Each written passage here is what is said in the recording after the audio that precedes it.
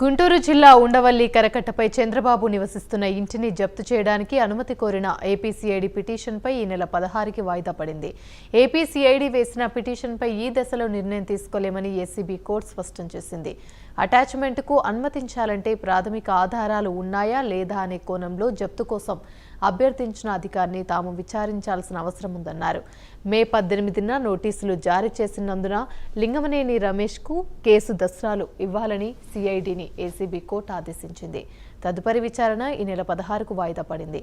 Attachment వ్యవహారంలో విచారణ జరిపి అధికారం ఏసీబీ కోర్టు ఉందని న్యాయమూర్తి తేల్చి చెప్పింది.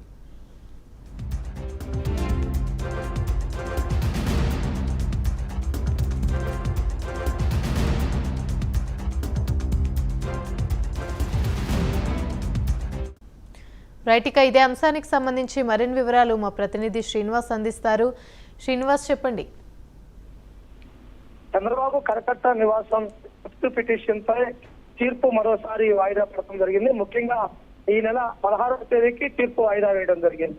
ఈ పిటిషన్ సంబంధించి ప్రతివాదులుగా ఉన్నటువంటి లింగంనేనికి నోటీసు ఇవ్వాలని ఏసీబీ కోర్టు ఆదేశాలు ఇవ్వడం జరిగింది. అదేవిధంగా తమ వాదనలు వినాలంటూ కూడా గతంలో ప్రతివాదులు దాఖలు చేసినటువంటి పిటిషన్ ను డిస్మిస్ చేయడం జరిగింది. అయితే ముఖ్యంగా చూసినట్లయితే కనుక జప్తు కోసం సిఐడి అధికారులు దాఖలు చేసినటువంటి అఫిడవిట్ కి సంబంధించి అఫిడవిట్ దాఖలు చేసిన అధికారి కూడా విచారణకు రావాలని కూడా ఆదేశాలు ఇవ్వడం జరిగింది. అంటే గతంలో నుంచి చూస్తున్నట్లయితే కనుక చంద్రబాబు నివాసం ఉంటున్నటువంటి ఇల్లు లింగమనేనికి సంబంధించింది. కేవలం ఇది అక్రమ మార్గాన లబ్ధిపొందారు కాబట్టి దానికి ప్రతిఫలంగా ఇండ్లు ఇచ్చారు అభియోగంతో సిఐడి ఆంధ్రప్రదేశ్ సిఐడి ఏసీబీ కోర్టులో పిటిషన్ దాఖలు చేయడం జరిగింది. అక్రమ మార్గాలు వచ్చినందున దాన్ని జప్తు చేయాలి కాబట్టి కూడా జరిగింది.